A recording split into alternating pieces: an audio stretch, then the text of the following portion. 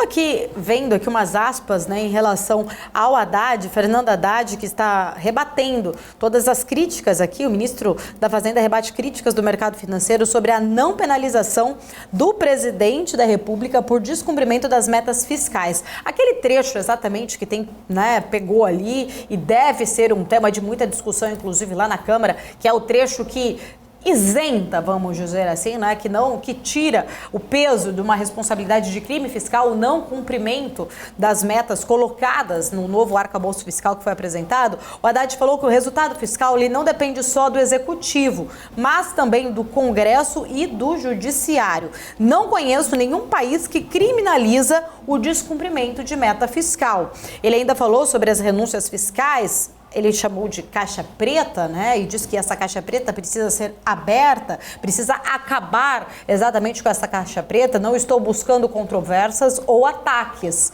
Quero dar transparência às renúncias que foram feitas até aqui, defendendo, então, explicações dos beneficiários dessas renúncias fiscais. A base fiscal é corroída aí por instrumentos ilegítimos e anômalos, chamando assim, né? Então, Fernando Haddad, que disse também que a subvenção ao custeio da máquina retira 90 bi de receitas por ano do governo federal. Chegamos no limite do que é possível, por conta aí, fazendo referência à questão das renúncias fiscais. Então, por isso que seria importante abrir, segundo ele, esta caixa preta e entender, né, quem são e quanto, na verdade, acaba tendo ali de renúncia fiscal, o quanto foi aí alguns setores beneficiados, segundo Fernando Haddad, que disse então aí que o resultado fiscal não depende só do Executivo, mas também do Congresso e do Judiciário, rebatendo as críticas sobre a não penalização em caso de descumprimento das metas fiscais. Deixa eu ir com o nosso comentarista que está chegando aqui agora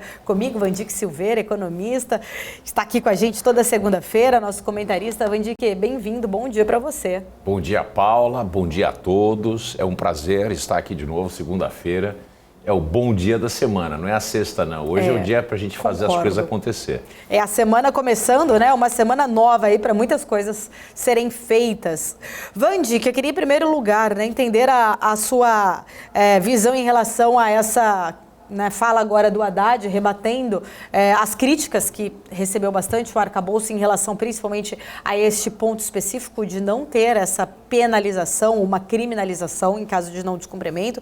Ele diz que o resultado fiscal não depende só do Executivo, mas também do Congresso e do Judiciário, que não conhece, na verdade, nenhum país que criminaliza o descumprimento da meta fiscal. Bom, certamente Fernando Haddad está falando uma verdade. De fato, não existe criminalização em outros lugares. No entanto, existem responsabilidades. Então, a gente precisa trocar os termos aqui entre criminal e responsabilidade. De fato, não existe essa relação de criminalidade em todos os países que eu conheço e que estudei. Porém, essa responsabilidade recai no Executivo, sim. O Executivo tem a capacidade de frear gastos de outras entidades da Federação. E isso é uma das características mais importantes da feitura de um orçamento e da execução ou veto dessas atividades. Então, por essa razão que é muito importante a gente ter uma estrutura fiscal, uma âncora fiscal, que se alguma coisa vai sair por entre os dedos em função de uma decisão do Judiciário ou, por exemplo, do Congresso Nacional, a gente já tem uma poupança feita para evitar que esse tipo de coisa vá acontecer. Então, existem maneiras econômicas e políticas de blindar o governo de sofrer um ataque, vamos dizer assim, com relação a gastos inesperados. Isso é óbvio e o ministro está saindo pela tangente, ainda que esteja falando a verdade. O que o mercado financeiro, e não só o mercado financeiro, mas como a sociedade geral, nós queremos ter um limite para aquilo que possa ser feito de forma discricionária sem que haja uma punição. E não precisa ser crime, mas precisa existir algum tipo de ponto e contraponto. A gente não tem o contraponto na estrutura atual da proposta do arcabouço fiscal. Isso deve ser mudado no Congresso Nacional, se é que isso vai ser aprovado como a gente espera. Pelo outro lado, a fala do ministro é muito pujante, importante e relevante com relação às renúncias fiscais. O valor não são 90 bilhões. Nós estamos falando de renúncias fiscais na ordem de 462, 465 bilhões de reais. Somente a Zona Franca de Manaus bate quase 60 bilhões disso. O Simples Nacional, mais 80 bilhões disso. Está na hora de ser revisado. A gente precisa saber quem é que tem, de fato, mérito para obter esse tipo de isenção. Essa isenção ajuda a sociedade no quê?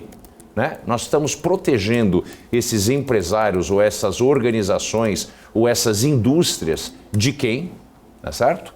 E uma vez que isso for examinado, a gente tem condição de fazer cortes mais profundos. No entanto, eu me esqueci o nome da professora, mas nos meus artigos sobre renúncia fiscal que estão no blog, no nosso blog não, na nossa opinião aqui no site da BMC News, e se quem buscar meu nome vai saber do que se trata. Eu escrevi há mais ou menos 3 ou 4 meses atrás exatamente esse ponto. Existe um estudo feito pela Universidade Federal do Rio Grande do Sul, para uma professora que eu não me lembro o nome, mas vale a pena olhar. Ela e mais uma aluna fizeram uma análise de todas as renúncias fiscais, estado por estado, indústria por indústria, e não existe sequer um único ponto de análise do governo evidenciando que tipo de benefício essas renúncias oferecem para a sociedade. Então nós temos aqui uma panaceia, né, que precisa ser controlada urgentemente. Eu tenho certeza que entre uma redução drástica de renúncia fiscal e uma mini reforma dentro da estrutura do governo, do custeio da máquina, nós encontramos muito mais do que 150 bilhões.